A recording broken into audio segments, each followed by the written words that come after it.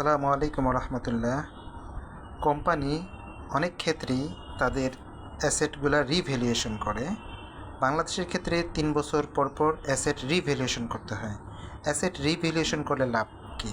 Asset revaluation করলে লাভ হচ্ছে যে আপনি যে অ্যাসেটটি রিভ্যালুয়েশন করছেন সেটা দিয়ে আপনি হয়তো কোনো ব্যাংক থেকে ঋণ গ্রহণ করছেন। যদি অ্যাসেটটির ভ্যালু বৃদ্ধি পায় তাহলে আপনি ব্যাংকের সিকিউরিটি ভ্যালু যেহেতু বৃদ্ধি পেয়েছে আপনি সেই অনুযায়ী আপনার লিমিটটাকে বাড়িয়ে নিতে পারেন। আর ব্যাংক অথবা অন্যান্য প্রতিষ্ঠান যারা আপনাকে ঋণ দিয়েছে তারা অ্যাসেটটি রিভ্যালুয়েশন করতে পারে। এই জন্য যদি কোনো কারণে অ্যাসেটটি দাম কমে যায় তাহলে তারা সেটার এগেনস্টে আপনাকে ঋণের লিমিটটা কমিয়ে দিতে পারে। সো অ্যাসেটের দাম বৃদ্ধি পাবে এবং কমতেও পারে। এটাকে আমরা কীভাবে টেস্ট করব? আমরা রিভ্যালুয়েশনের মাধ্যমে টেস্ট করব। এখন যখনই আমরা রিভ্যালুয়েশন করি তখন আসলে অ্যাসেটের দাম বাড়ে বা কমে। অনেক ক্ষেত্রে 3 বছর পর পর রিভ্যালুয়েশন করা হয়। বাংলাদেশের পার্সপেক্টিভে অনেক ভালো কোম্পানি আছে যাদের আলাদা একটা ডিপার্টমেন্ট আছে। সেই ডিপার্টমেন্ট প্রতিনিয়ত মিনস হচ্ছে যে 1 বছর পর পরই তাদের অ্যাসেটগুলোকে রিভ্যালুয়েশন করে। সো যখন রিভ্যালুয়েশন করে তখন আমরা অনেক সময় সেটার দাম কমে সেটাকে অ্যাডজাস্ট করতে হয়, দাম বৃদ্ধি পেলে সেটাকে অ্যাডজাস্ট করতে হয় এবং সেই অনুযায়ী তাদের ফিনান্সিয়াল এবং আদার্স বিজনেস ডিসিশনগুলো নিতে হয়। সো যখন বিজনেস ডিসিশনগুলো এভাবে প্রতিনিয়ত ভালো কোম্পানি হিসেবে তাকে প্রতিনিয়ত চেঞ্জ করতে হয়, এই ধরনের যে একটা চেঞ্জ এবং এই ধরনের যে একটা ইকোনমিক বা ফিনান্সিয়াল অ্যাক্টিভিটিস ট্রানজ্যাকশন অ্যাক্টিভিটিস, এই ট্রানজ্যাকশন অ্যাক্টিভিটিস নাম হচ্ছে ইম্পায়ারমেন্ট টেস্ট। ইম্পায়ারমেন্ট টেস্ট হচ্ছে যেটা অ্যাসেট তার ভ্যালু হারিয়ে ফেলা অথবা অ্যাসেট তার ভ্যালু বৃদ্ধি করে ফেলা। এখন আমরা এমনই একটা প্রবলেম নিয়ে আলোচনা করব যেন আমরা যখন কোম্পানি এই ধরনের একটা অ্যাক্টিভিটিস নেয় যে সে তার অ্যাসেটকে প্রতি বছর ভ্যালুয়েশন করবে এবং রিয়েল পিকচারটা সে অ্যাকাউন্টিং স্টেটমেন্টকে দেখাবে এবং সে অনুযায়ী সে ডিসিশন নেবে, তাহলে সেটার ট্রানজ্যাকশনগুলো কীভাবে হবে, অ্যাকাউন্টিংয়ে সেটা কীভাবে রিফ্লেকশন হবে এবং সে অনুযায়ী তারা কী ডিসিশন নেবে, সেটা তাদের জন্য অ্যাকাউন্টিং রিফ্লেকশনটা হলে সেটা তাদের জন্য সেভাবে ডিসিশন নেওয়াটা খুব ইজি হবে। সো আমরা একটা সমস্যা আলোচনা করব, সেই সমস্যার আলোকে সেটার সলিউশনটা দেখব যে এটা কি অ্যাকাউন্টিংয়ে কী ইম্প্যাক্ট পড়ে, সেটার কী রিফ্লেকশন হয়। তখন যেহেতু আমরা অ্যাকাউন্টিং রিফ্লেকশনটা জানতে পারবো তখন আমাদেরকে বিজনেস ডিসিশন নেওয়াটা আমাদের জন্য সুবিধা হবে। চলুন আমরা একটা প্রবলেম দেখি।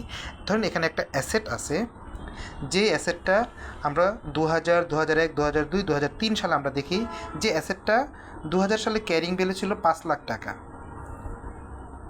2000 সালে কোনো রিভ্যালুয়েশন করা হয় নাই, কিন্তু 2001 সালে এসে 1 বছর পরে সেটা রিভ্যালু করলো 5 লাখ টাকা থেকে।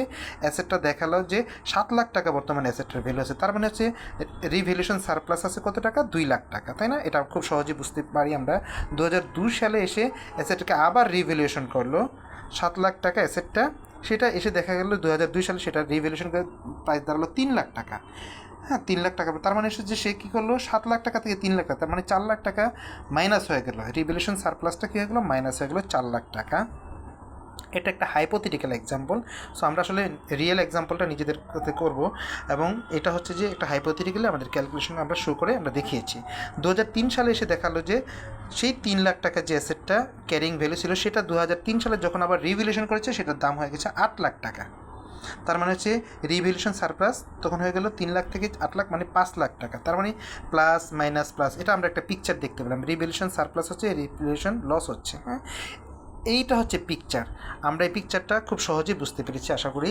এখন এই পিকচারের আলোকে বেসিক্যালি আমাদের কি হচ্ছে, প্রতি বছর আমাদের অ্যাকাউন্টিংটা কীভাবে আমাদের করতে হচ্ছে। এখন আমরা বলতে পারবো যখন এই রিভ্যালুয়েশন সারপ্লাস হচ্ছে আপনি ডেপ্রিসিয়েশনটা সেইভাবে বাড়িয়ে করবেন। যখন রিভ্যালুয়েশনটা কী হচ্ছে, কমে যাচ্ছে, সারপ্লাসটা কমে যাচ্ছে, তখন আপনার যে রিভ্যালুয়েশনের সারপ্লাস যে টাকাটা ছিল সেই টাকাটা আপনি আগে অ্যাডজাস্ট করবেন। তারপর হচ্ছে আপনি অ্যাসেটের প্রফিট লস থেকে আপনি কী করবেন, সেটা আপনি কী করবেন, মাইনাস করবেন।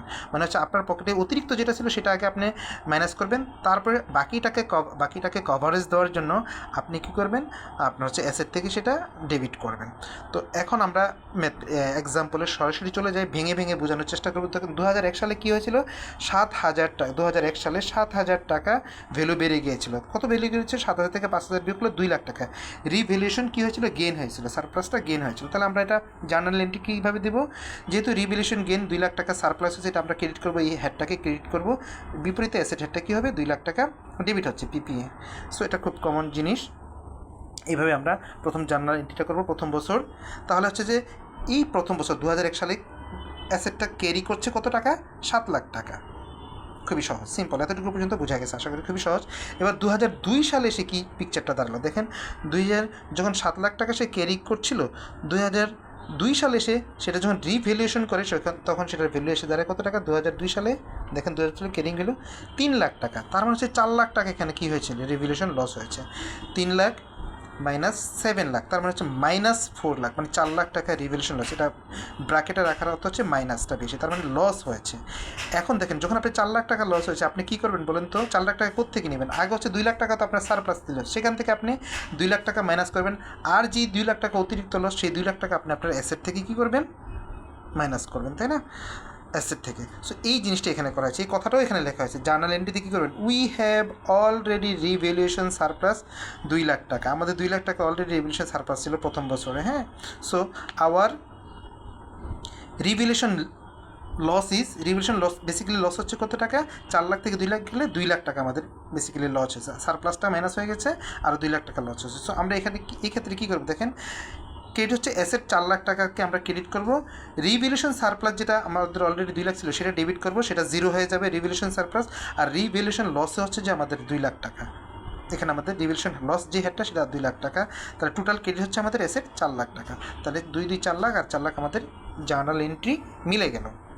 এইবার তৃতীয় বছরে 2003 সালে এসে কী দেখা গেল, যে 3 লাখ এখানে ক্যারিং ভ্যালুটা হচ্ছে অ্যাসেটটার 3 লাখ টাকা, এই যে 3 লাখ টাকা 2002 সালে।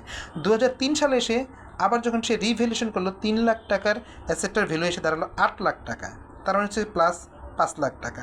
তাহলে এখানে আমরা খুব ইজিলি বুঝতে পারছি, যখন আপনার 5 লাখ টাকা সারপ্লাস হলো, আপনার কিন্তু অলরেডি 2 লাখ টাকা আপনি কিন্তু রিভ্যালুয়েশনে মাইনাস পজিশনে আছেন, লসে আছেন, তাহলে সেটা আগে অ্যাডজাস্ট করতে হবে, বাকিটা আপনি গেনে রাখতে পারেন, তাই না?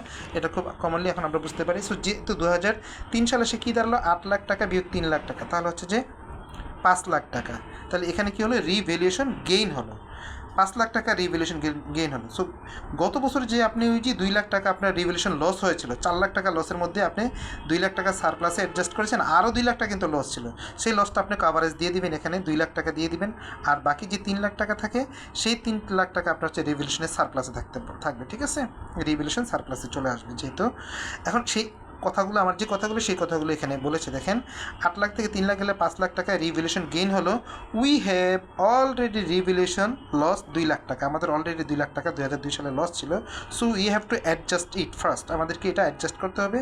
And our new revaluation gain is 5 lakh থেকে 2 লাখ যাওয়ার পরে 3 লাখ টাকা। তাহলে রিভ্যালুয়েশন গেইন বা রিভ্যালুয়েশন সারপ্লাস যেটা বলি, সেটাতে আমাদের এখন আসবে কত টাকা?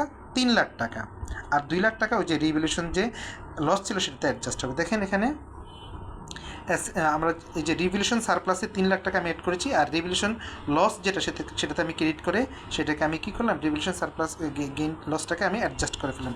রিভ্যালুয়েশন লস ছিল ডেবিট, সেটাকে আমি যখন ক্রেডিট করলাম রিভ্যালুয়েশন, তখন সেটা আমার 2 লাখ টাকা কী হয়ে গেলো, অ্যাডজাস্ট হয়ে গেল।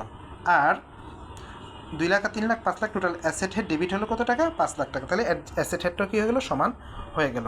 সো এই যে ম্যাথটা আছে, এই ম্যাথটা আসলে খুবই ইজি, এবং হচ্ছে যেহেতু বাংলায় সহজ ভাষায় অ্যানালাইসিস করে দেওয়া হলো। সো আমরা যদি কোনো অ্যাসেটকে যদি কখনো দাম বাড়ে কখনো কমে, তখন সেটাকে আমরা অ্যাকাউন্টিং স্টেটমেন্টে আমরা এভাবে অ্যাডজাস্ট করে ফেলবো ফিনান্সিয়াল স্টেটমেন্টটা, তাহলে হচ্ছে আমাদের একুরেট হবে। অ্যাট দ্য সেম টাইম যখন ফিনান্সিয়াল স্টেটমেন্টটা আমাদের একুরেট শো করবে, তখন আমাদের যারা ডিসিশন মেকার বিজনেসের যে যারা ডিরেক্টর কোম্পানির বা যারা ফিনান্সিয়াল অ্যানালিস্ট বা বিজনেস অ্যানালিস্ট, তারা এখান থেকে ডাটাগুলো নেবেন, সেই ডাটাগুলো পারফেক্ট তার তথ্য দিতে পারবেন, এবং সেই অনুযায়ী তারা ডিসিশন নিতে পারবেন। যারা কোম্পানির সিএফও আছে তারা এই তথ্যগুলো প্রোভাইড করে থাকেন, বা যারা হাই লেভেলের অ্যাকাউন্টেন্ট আছেন তারা এই তথ্যগুলো দিয়ে থাকেন। সো আমরা বেসিক্যালি যখন আমরা এই ধরনের একটা প্রক্রিয়া দেখতে পাবো অ্যাসেটের রিভ্যালুয়েশন, তখন আমরা সেটাকে এইভাবে অ্যাডজাস্টমেন্ট করব। সহজ ভাষায় আমরা এই কথাগুলো আলোচনা করি এই জন্য যেন আমাদের জন্য, যারা আমরা শিখছি তাদের জন্য যেন বিষয়টা বুঝতে সুবিধা হয়। সো আমাদের সবার উপকার হলে আমাদের এই পরিশ্রম সার্থক হয়। ভালো থাকবেন। আসসালামু আলাইকুম রহমতুল্লাহ।